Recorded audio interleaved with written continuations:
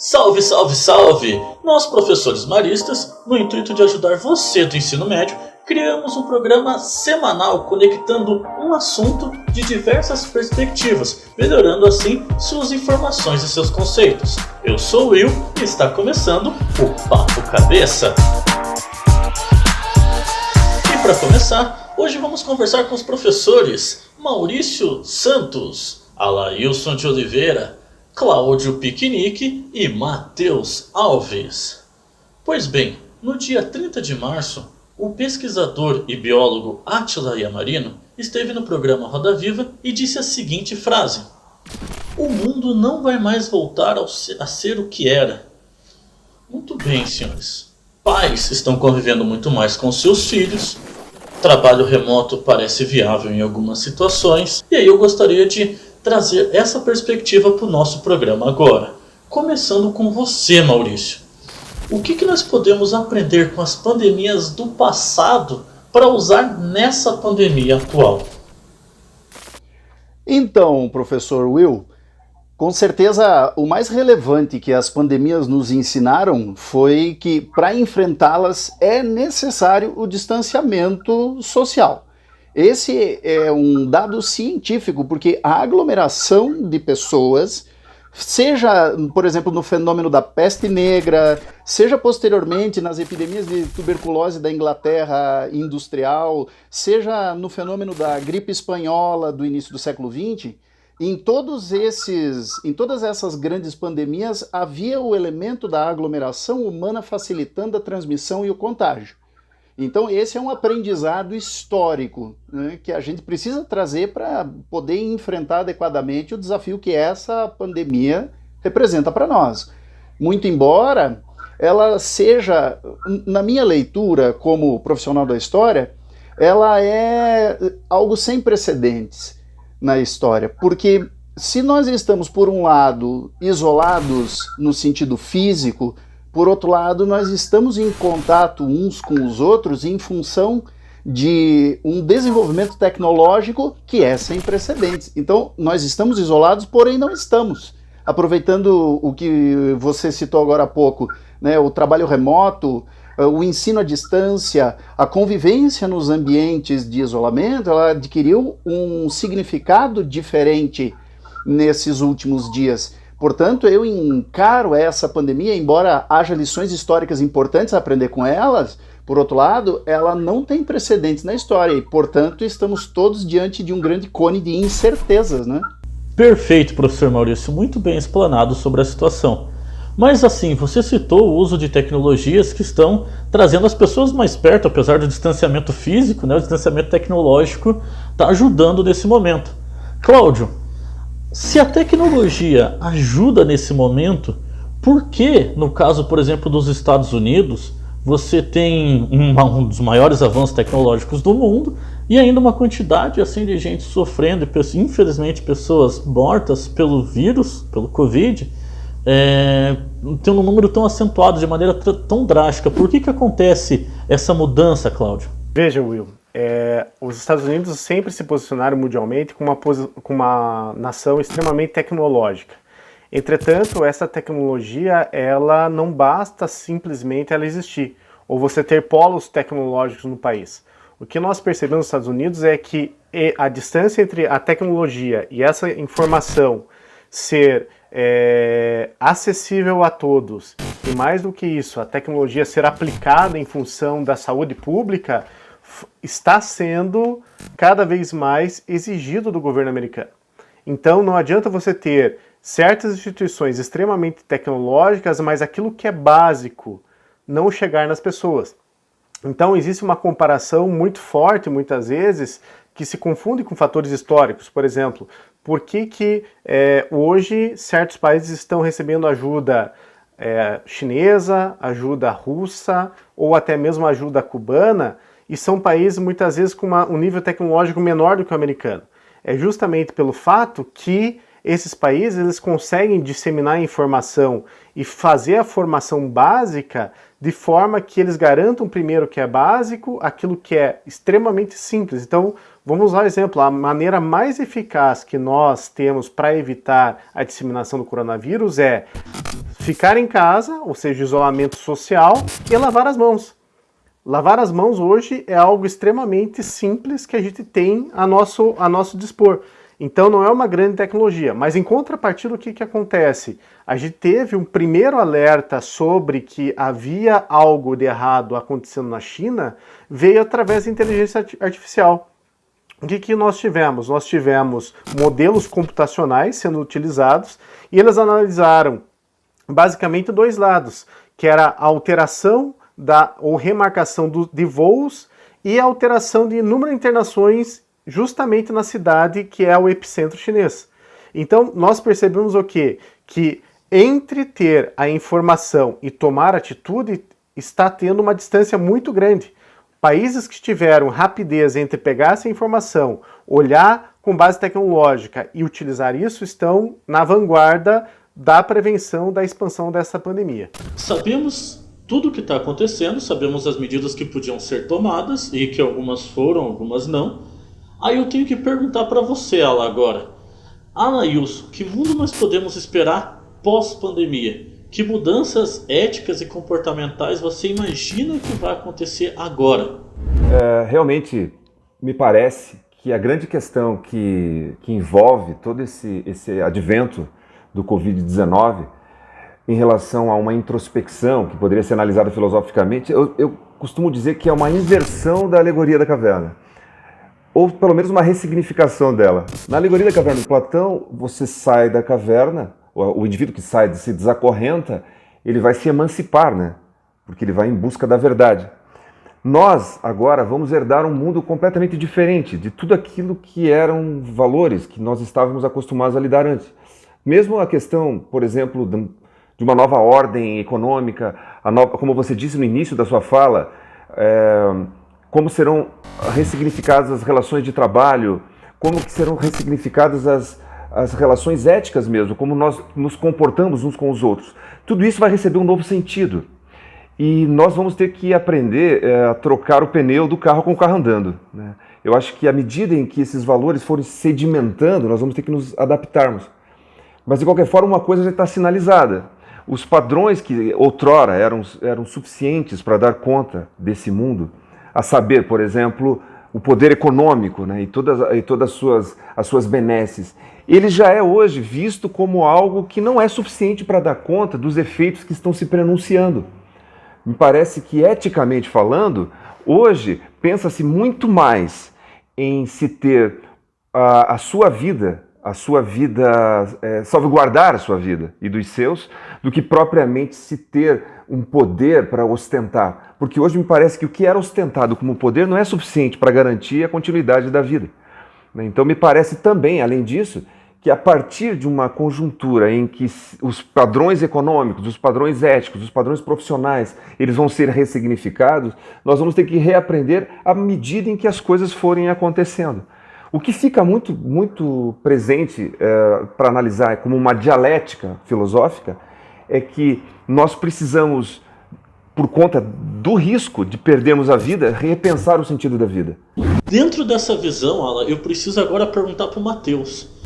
Pensando assim nesse gancho que o Alailson deu pra gente, na sua interioridade, os valores, aquilo que você precisa buscar e aflorar dentro de você agora são quais? Como que a gente pode facilitar a trocar a roda desse carro andando? Olá, professor. Eu acho que esse cenário de crise, né, que nós estamos enfrentando, crise humanitária, nos interpela também a oferecer uma resposta que nos comprometa com essa realidade a partir de uma proposta educativa, né, e no nosso caso uma proposta educativa evangelizadora. Isso nos permite olhar para a natureza do nosso currículo, né, que propõe essa articulação entre fé, cultura e vida. Ou seja, não são duas dimensões distintas, né? A gente não está falando do conhecimento científico, né, a parte do desenvolvimento humano, da perspectiva dos valores. Pelo contrário, a gente está falando de uma proposta educativa que encharca esse conhecimento científico das grandes áreas do conhecimento a partir de princípios, de valores, de uma ética fundamentada no Evangelho que vai contribuir para com que esse aluno faça uma leitura de mundo, né, uma leitura sensível de mundo, de todo esse contexto e passe a se comprometer com esse contexto a partir desses valores, né? Então a pergunta que fica como que hoje o conhecimento científico, os conteúdos que estão sendo desenvolvidos são apreendidos pelos alunos e como que isso permite com que eles se comprometam e desenvolvam aí uma atitude solidária, uma atitude de compaixão, né, a partir da leitura desse cenário. Então acho que a pergunta que fica é como que a gente pode também aproximar essas reflexões pastorais para que a gente fortaleça essa leitura de mundo, de realidade, e que possamos todos nos comprometer e desenvolver uma atitude solidária, uma atitude de compaixão em relação àqueles que mais sofrem, né, com todo esse cenário aí, né?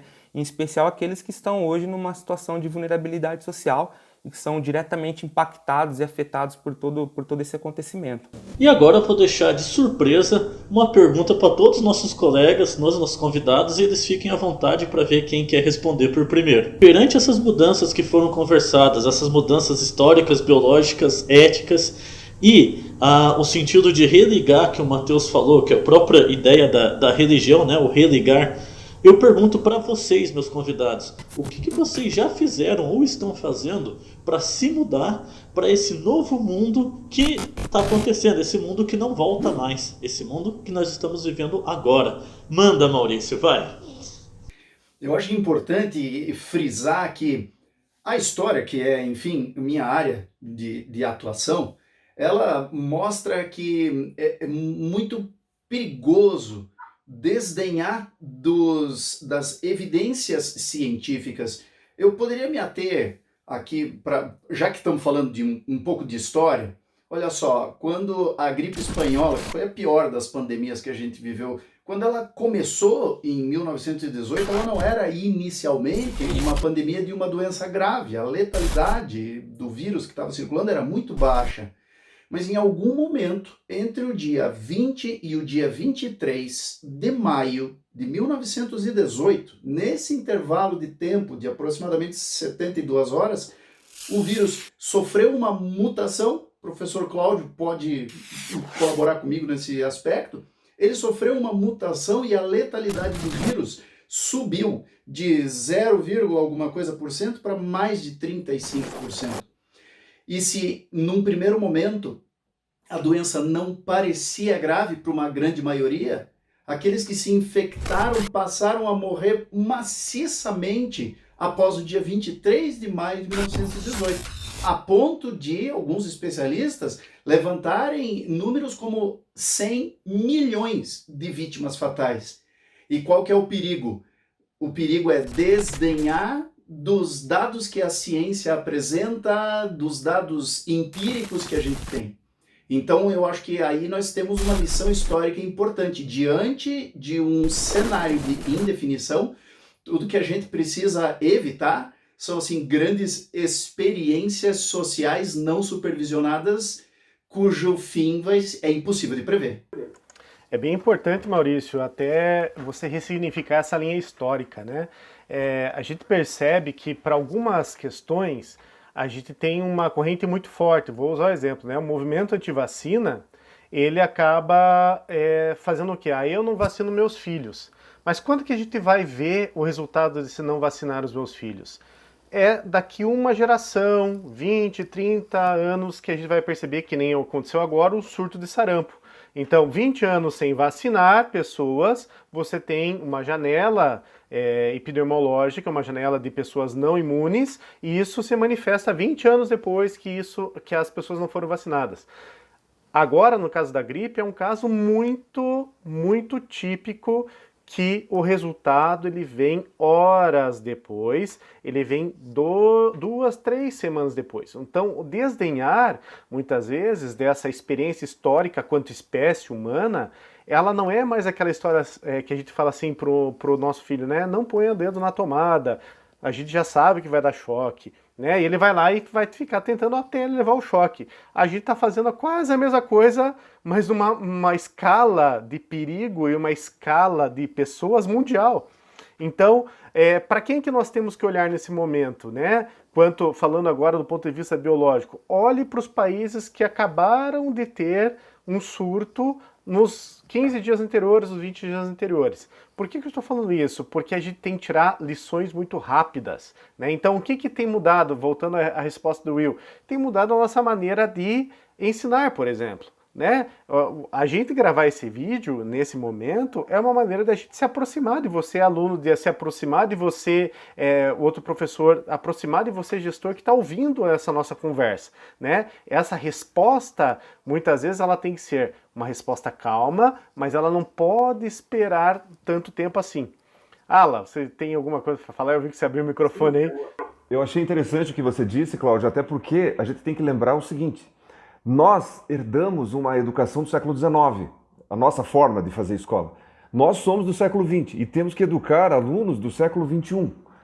Essa confusão temporal, né, vai fazer realmente com que a gente tenha que correr atrás das informações em tempo, extrair essas lições que tanto o Maurício falou, né, da questão histórica, como você falou da questão biológica, numa velocidade muito grande em que nós temos também que aprender a mexer com essas ferramentas de interação, de comunicação com essa nova geração, né? Então é uma nova ordem, é um mundo completamente diferente. A mesma forma de se fazer jornalismo e todas essas maneiras de se trabalhar, elas vão ser ressignificadas.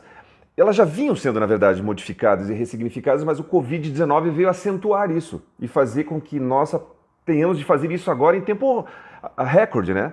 Ou seja, a gente vai ter que aprender a educar diferente, aprender a se precaver contra a pandemia, aprender a trabalhar com as informações verdadeiras e falsas que hoje circulam em pé de igualdade dentro das grandes mídias, saber trabalhar com aquilo que são as mídias portáteis e fazer educação com tudo isso, né? Então realmente um desafio para nós educadores, sem dúvida nenhuma. Talvez, né, Ala, a gente começar a perceber que muitas vezes a gente tem um conhecimento que ele é enciclopédico, né? E a gente tem uma resistência muito grande em largar a mão, muitas vezes, de algumas coisas que historicamente foram sedimentadas. Elas não foram estabelecidas, elas foram sedimentadas, se faz por fazer, e começar a abrir mão de outros momentos. Então, um público que tem se mostrado de maneira absurdamente... que tem conseguido resolver de uma maneira muito rápida todos os desafios, tem sido o público do ensino médio, por exemplo. Então, será que o modelo de educação que a gente tem no ensino médio, ele não tem que se abrir um pouco mais a essas novas tecnologias? Essa é uma questão bem importante que eu percebo, né?